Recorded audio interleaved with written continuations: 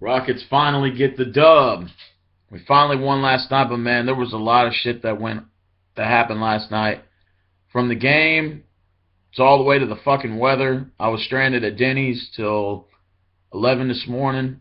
But I'm gonna go ahead and talk about. I'm gonna give some personal shout outs first. I'm gonna give a shout out to Anna Texan, Crystal Hernandez, Michael Rand, Danny Lopez, Nicole, Nish, Nishala. I keep saying her name wrong. Sarah, Samantha White, Lisa, Adriana, Michael Kuntz, Natalie, Tiffany, Justin Kelm. Just for, the fact that these guys were looking after me, they wanted to make sure I made it home safe. Ethan called me a couple of times. Crystal Hernandez tried to get a hold of me. Tiffany Gonzalez. Tony Seeking to Dyson, DJ Charlie, Troy, Michael Rand, Lori. I think I might be missing a couple others. Let me see if I'm missing anybody else. Maria. And those are so far just some of the notable names of people who had, were checking up on me. Houston had suffered some severe weather last night. We received like 4.5 inches of rain, or 4.5 feet. In some areas were affected badly. I was at Buffalo Wild Wings, man. I couldn't get home. I had nowhere to go. Me, Ethan, John, and Joseph were stranded. Adrian and Michael Kuntz, they were lucky to go home right away before the storm got really, really bad. But my neighborhood got flooded, so I couldn't get home. So we ended up staying at Buffalo Wild Wings till 2:15 in the morning. Then they had to close down, so then we went to Denny's across the street. And we stayed at Denny's, man. I was up till 5 a.m. Then I fell asleep in my car till about 8.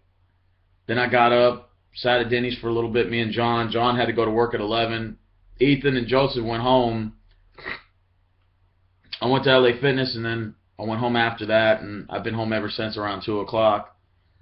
And it was one hell of a night, dude. That was some horrible fucking rain that we experienced, dude. I've never experienced rain like that. I mean, I've gone through hurricanes before, like Hurricane Ike, Hurricane Katrina, and stuff like that. Tropical Storm Francis, stuff like that. But I've never, ever, had went through something like this, man. With the constant rain, it was raining for about 7, 8 hours straight. The roof of Denny's had some leaks in it.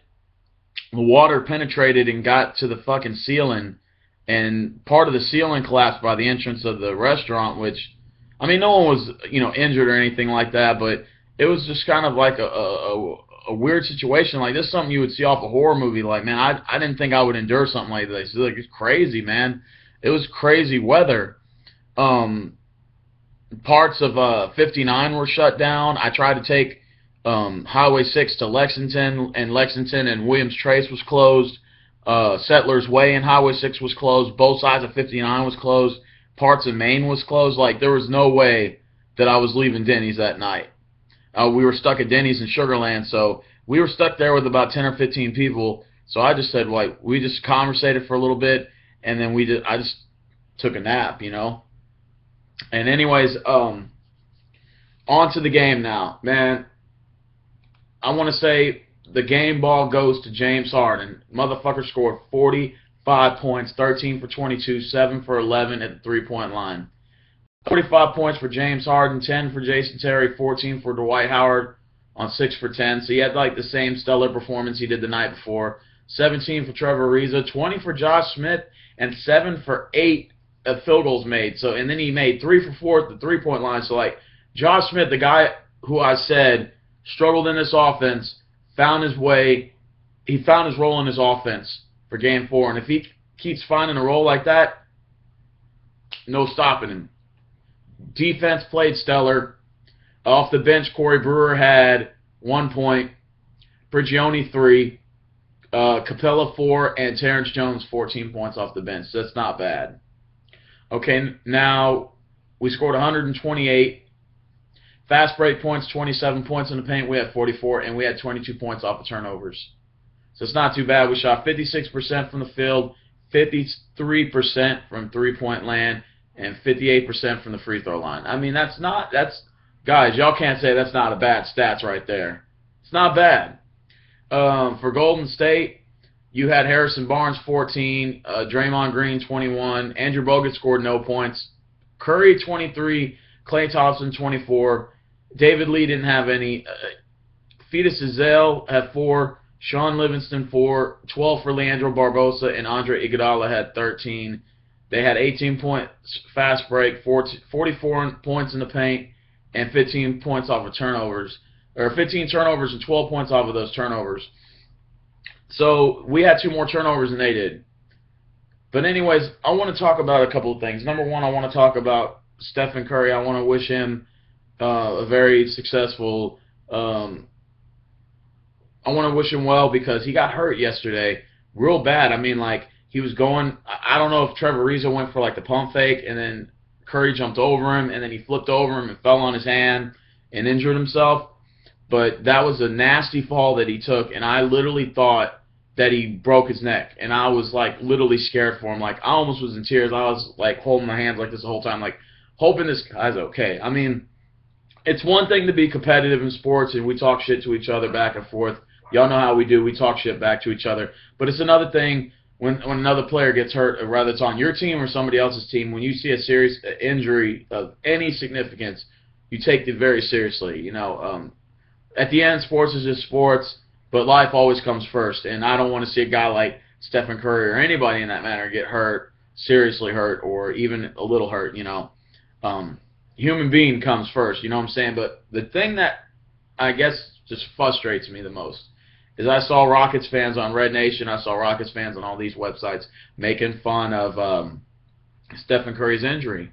They said that he was trying to be like Jordan and this and that, and all this crap about, you know, they were putting his pictures saying that he got DDT'd by Randy Orton, and they had a picture of Randy Orton DDT'ing him. I'm like, okay, man, when it's somebody that's seriously that hurt, man, like, that's really immature for you guys to do that. Like, it kind of makes me ashamed to be just a sports fan in general when you see other sports fans. You know, fuck the fact that they're Rockets fans, you know, like my own fan base. You know, I don't care what fan base they come from personally. It's just, it embarrasses me as a sports fan to see people act like this, and to act ignorant, and to act immature, and to be so I'm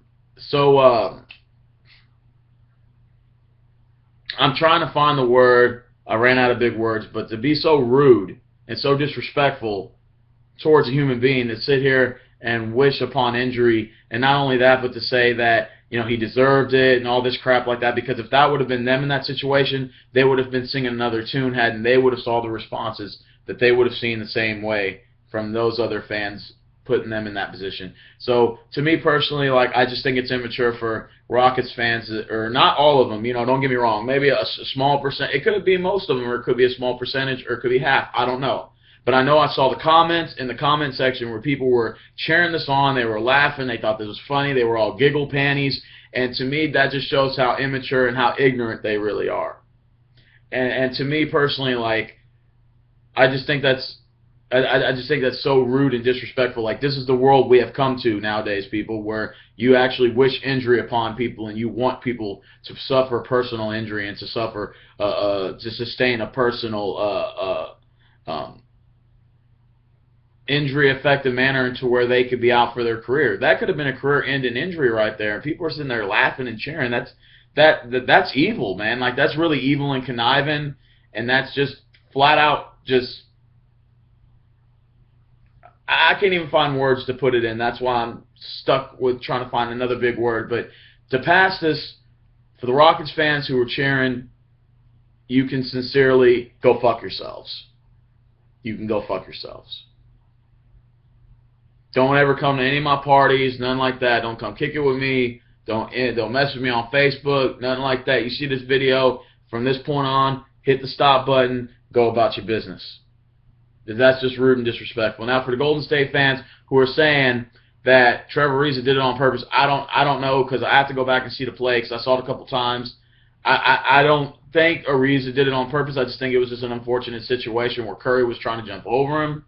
That's just from my personal perspective, but I don't know the whole situation on that. But I don't think Ariza it would intentionally try to hurt somebody. I don't think he's a dirty player. I know on Golden State websites they said he's a dirty player, but I disagree with that. I just think it was an unfortunate situation. I think Curry suffered from a head contusion, but he came right back in the game, a little rusty at first, but then he started finding his rhythm. He ended up scoring like 15 more points in the game. Not a 40-point night, but he finished with 22. So anyways, to make a long story longer, he'll be back in Golden State for Game 5 tomorrow against the Rockets on Wednesday. I can guarantee you that. We'll probably most likely go to Buffalo Wild Wings. I'm probably not trying to go out anywhere far. We'll probably just go out there. You know, I got another watch party. I don't have my digital camera supposed to be coming in a week or so I will be doing my Madden 2002 tournament. I'm going to kick that off after the Rockets playoffs. So sorry about if you guys have been wondering about that issue.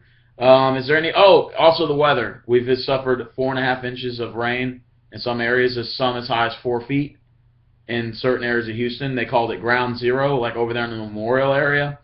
I know over here in Quail Valley, I have a bayou that's behind my house, so when it floods, that motherfucker pours. And that bayou fills quickly, so I can see water coming to the back of my gate, you know, when it gets real serious. People were making fun of the weather. They were making jokes. That's just not funny, bro. I was stuck till like 11. I was stuck from 8 at night till 2 the next day. As far as I've known right now, 3 people have lost their lives, and 12 are missing.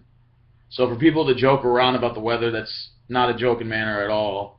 When somebody's lost their life, and it goes to the immaturity of how people were now joking about the Curry injury and making fun of him, and yet now they're joking about the weather and making jokes. Now I know to some people there were probably some people who made the jokes to initiate hate, and then there's some people who were making jokes to just try to be funny. They weren't trying to be evil about it. But regardless of what fence you're on, it's just immature and it's ignorant, and people get hurt and lost their lives, and yet you're sitting there laughing and giggling on Facebook. I mean, that really shows how immature you really are, and it shows how ignorant you really are.